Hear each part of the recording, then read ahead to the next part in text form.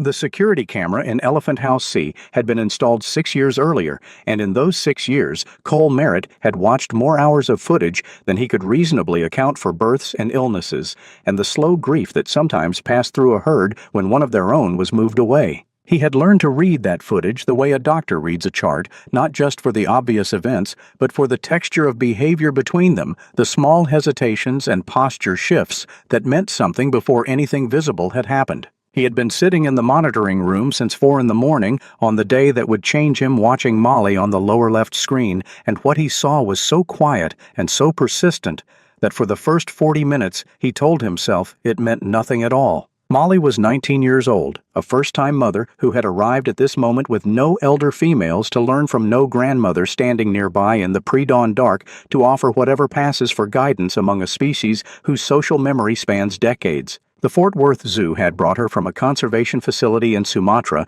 when she was 4 years old, which meant she had spent 15 of her 19 years inside these walls under the careful observation of keepers who knew her moods better than they knew some of their own family members.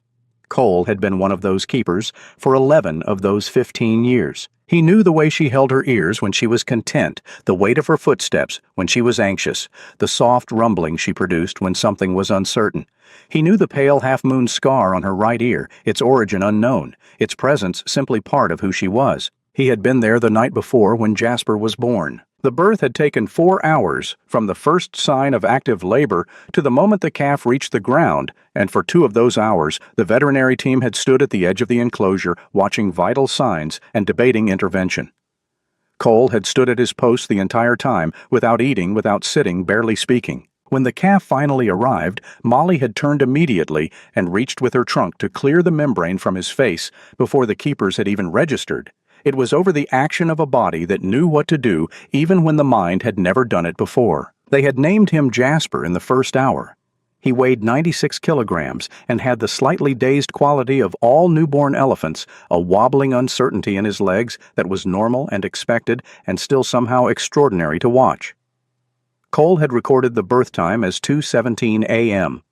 He had stayed until 3:45 watching Jasper attempt to stand, watching Molly steady him with the side of her body, watching the first tentative nursing attempts that ended inconclusively but not alarmingly. He had driven home at 4, slept for 40 minutes, and returned to the monitoring room before first light because he had a feeling he could not name the kind that veteran keepers learn to take seriously even when they cannot justify it on paper. So he was watching at 4:47 a.m. when he first noticed the motion. Jasper was lying on his side on the soft substrate. The team had prepared a mixture of sand and shredded material that gave the calf traction and cushioning in equal measure.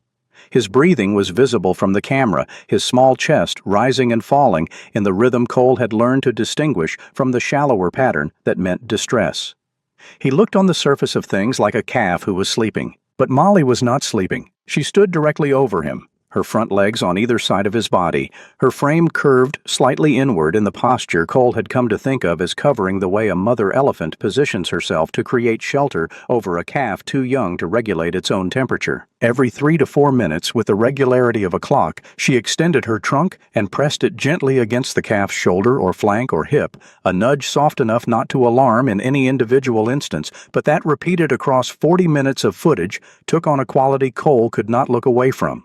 She was not grooming him. She was not trying to get him to stand. She was doing something quieter and more deliberate, a slow, rhythmic checking, as though each press of her trunk was a question she needed answered before she could rest. The night crew had noted nothing unusual in the birth log when Cole reviewed it at 5 in the morning. The words were accurate technically, but they had been written by someone watching for obvious signs rather than for the texture underneath them. And Cole read them with the quiet frustration of a person who knows the difference between a thing being written down and a thing being truly seen. He arrived at the Elephant House at 5:15 with his notebook under his arm. The building was still in low amber light, and the smell was the familiar deep musk of large animals and fresh substrate. He walked to the observation window of Habitat C and stood there for a full 10 minutes before going inside, wanting his eyes to confirm what the camera had suggested.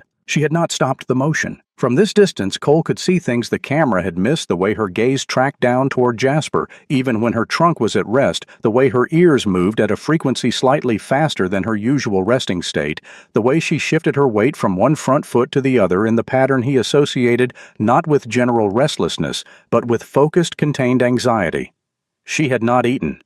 The browse and grain placed inside the habitat the previous evening was untouched. Molly had been standing in the same area for more than 3 hours and had not consumed a single bite. Cole let himself into the habitat through the keeper's access door, moving slowly and speaking in the low, continuous murmur that served as a present signal, a way of saying, "I am here and I am known, and I am not coming to take anything from you."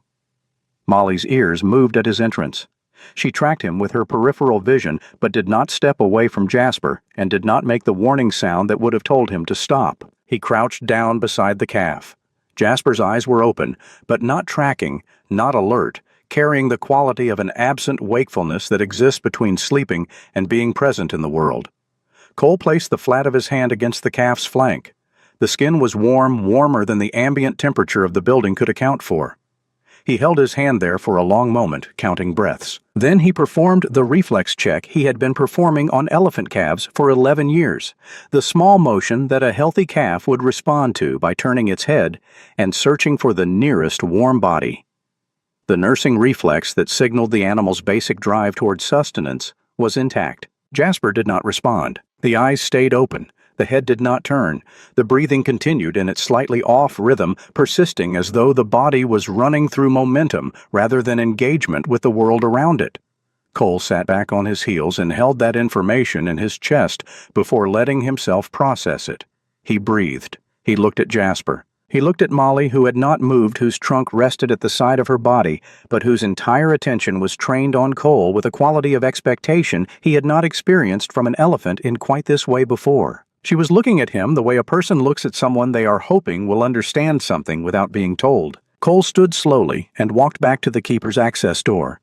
He pulled the radio from his belt before he had even cleared the threshold, already composing in his mind what he would say to Dr. Sarah Osei, how to translate in the language that made sense to veterinarians rather than to keepers what he had seen in that enclosure over the past hour. What he wanted to say was that Molly had been standing over her calf in the dark for 3 hours, nudging him every 4 minutes, and that the calf had not responded to the nursing reflex test, and that something was wrong in the way that experience teaches a person to feel things before they can name them. What he said into the radio was simpler and more urgent, that Jasper needed to be assessed immediately and that the veterinary team needed to be at Elephant House C before the building opened to visitors. He clipped the radio to his belt and turned to look through the observation window one last time.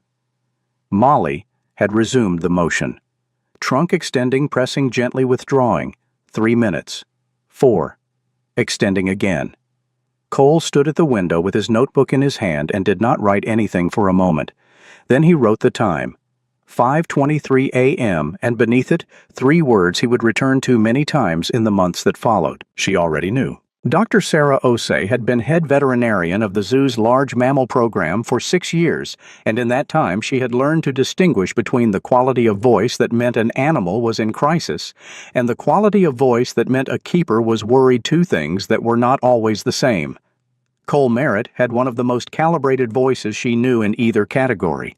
He did not catastrophize. He did not minimize. He reported what he had observed and let the observation speak, which was why, when she pulled into the staff parking lot at 6:08 a.m. and saw his truck already there, she carried her examination case directly to Elephant House C without stopping at her office. She found him at the observation window, his notebook open to a page dense with small, precise handwriting.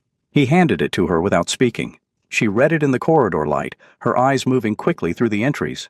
Times behaviors, the nursing reflex result, the feeding log notation, and a line at the bottom written with slightly more pressure than the rest every 3 to 4 minutes consistent since at least 0217.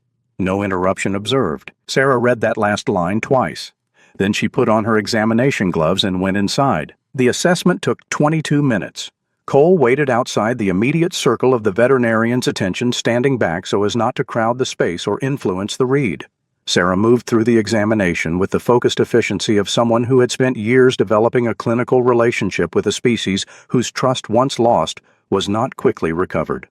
Molly watched. Her ears moved. She did not interfere. Jasper's core temperature was elevated not dramatically, but in the range associated with early systemic stress rather than infection.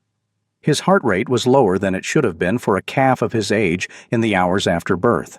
His mucous membranes showed the pale, slightly bluish tinge, indicating reduced oxygen delivery to peripheral tissue. His nursing reflex was absent, and when Sarah pressed her stethoscope to the left side of his chest and listened, she listened for a long time without changing her expression, which told Cole, who was watching her face, most of what he needed to know before she turned around. She straightened up and delivered the information with the measured directness of a doctor who has learned that hesitation makes difficult news worse.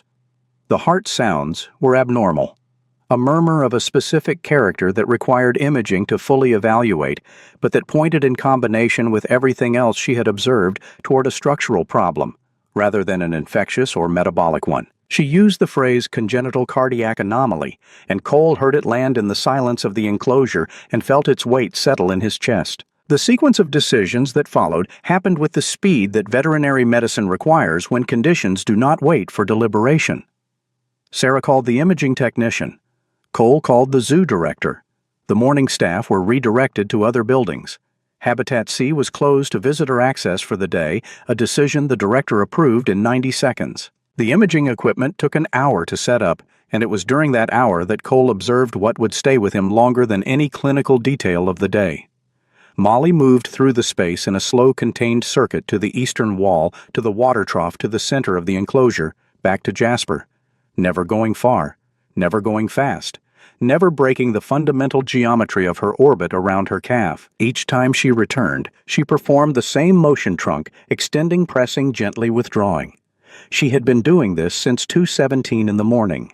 She had done it alone in the dark for hours before anyone came, with no way to call for help and no certainty that help would come, and she was still doing it now because the doing of it was the only thing available to her, and she had not stopped. The imaging results came in the early afternoon and confirmed what the auscultation had suggested. The left ventricle of Jasper's heart was underdeveloped in a way not compatible with long-term survival. The specific term was hypoplastic left heart syndrome. The condition had been present since before birth.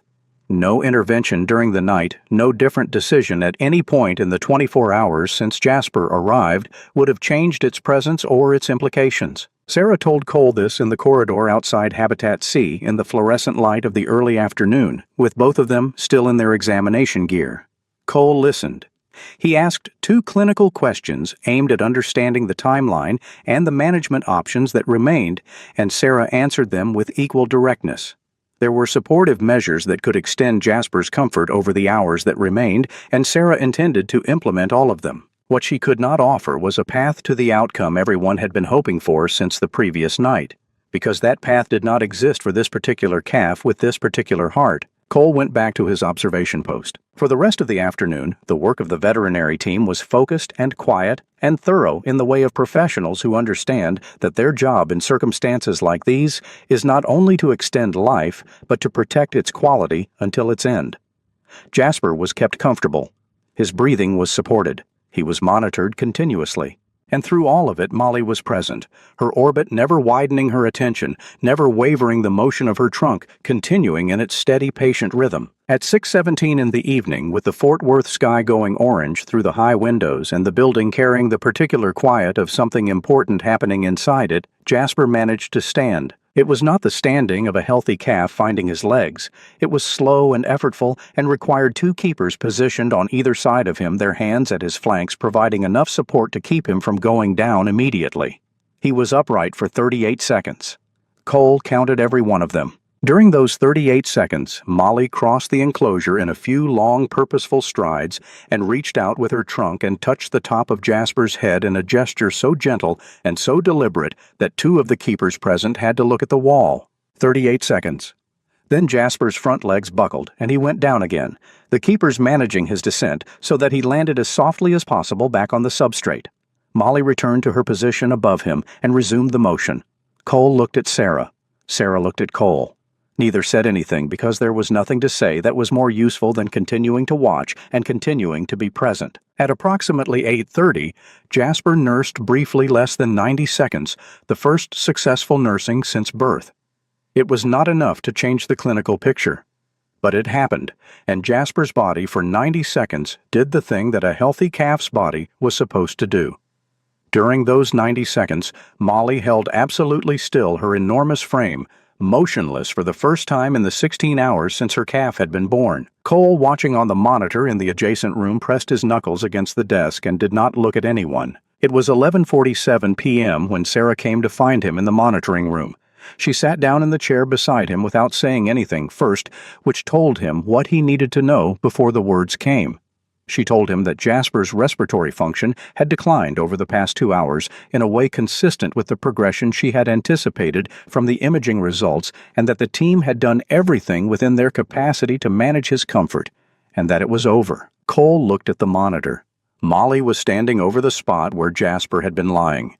She was still making the motion trunk extending, pressing gently against a calf who was no longer there to receive it, withdrawing, waiting, extending again. She had not yet stopped. Cole sat with that for a long time. He opened his notebook to the entry he had written at 5:23 a.m. and read it. Then he turned to a clean page and wrote the time 11:51 p.m. and below it 29 hours 2 minutes. Congenital heart defect. Nothing we could have done. He sat for a moment longer, the pen still against the paper, and added one more line. She never stopped. The decision about what to leave with Molly was one that Cole and Sarah made together the following morning, standing in the corridor outside Habitat C with the first light of day coming through the high transom windows in pale, horizontal bars. There was a protocol for situations like this, guidelines developed over years of experience with elephant grief, which was a real and documented phenomenon that the zoo took seriously enough to have a formal response framework for. It recommended leaving an item bearing the calf's scent in the habitat during the days that followed, something that gave the animal a concrete focus for the transition between the presence of the young and its absence. They left the small woven blanket that had been used to wrap Jasper in his final hours. It was pale gray, and it carried the calf's scent, and Cole placed it in the center of the substrate with the care a person gives to an object that has become something more than it was made to be. Molly moved through the doorway without hesitation, crossing directly to the center of the enclosure where the blanket lay. She stood over it without touching it for 2, perhaps 3 minutes, her trunk hanging at rest, her ears at the stillness Cole associated with deep focus. Then she lowered her trunk and pressed the flat of it against the blanket, breathing in through her trunk in the slow, deliberate inhalation that elephants use when they are processing scent, which is to say, when they are processing information, which is to say, when they are understanding something. She stood there for a long time. The morning staff checked through the observation window in 1s and 2s, and each time they looked, Molly was in the same position, standing over the blanket, not eating, not drinking, not performing any of the social behaviors that usually structured her mornings. By early afternoon, she had begun to pick up the blanket with her trunk, holding it loosely, as she moved slowly through a small area of the enclosure, not pacing, not distressed, just moving with something she was not ready to put down. In the days that followed, the behavioral science team conducted their standard welfare assessments, the structured observations that would eventually become part of the literature on grief responses in captive Asian elephants. What they recorded Molly showed elevated stress cortisol levels for approximately 9 days. Her feeding behavior was significantly reduced for the first 4 days and normalized by day 7. She spent an increased proportion of time in the area where Jasper had been born. She showed no aggression toward keepers or other elephants. She showed no stereotypic behaviors beyond a brief period on the 3rd evening when she rocked slightly in the standing position, a behavior that was noted and monitored and which did not persist. What the assessments did not record, because behavioral science works in observable actions and frequencies and durations rather than in the quality of a moment, was the way Molly looked at Cole on the 3rd morning when he came into the habitat.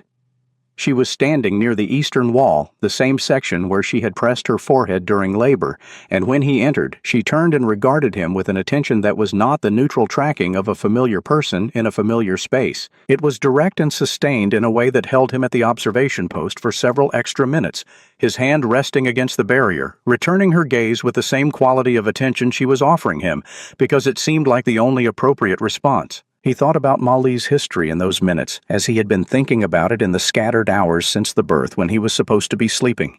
She had arrived at this zoo at 4 years old from Sumatra. She had grown up without older female elephants beside her, which in the wild would have been the primary mechanism by which a young female learned the behaviors of maternity watching, participating in the care of other females' calves across years and decades before her own body required those behaviors of her. When Jasper was born, Molly had no experienced aunt standing next to her, no elder matriarch whose calm presence would have served as a model for how to respond when something was wrong with the calf that she could sense but not understand. She had had only herself and the body's knowledge, and whatever the accumulated 15 years of observation and relationship had given her by way of the intelligence that does not show up on cognitive tests, but that manifests in moments of extremity as competence. She had stood over her calf from the moment he was born and maintained contact with him through the hours of darkness when no human was present.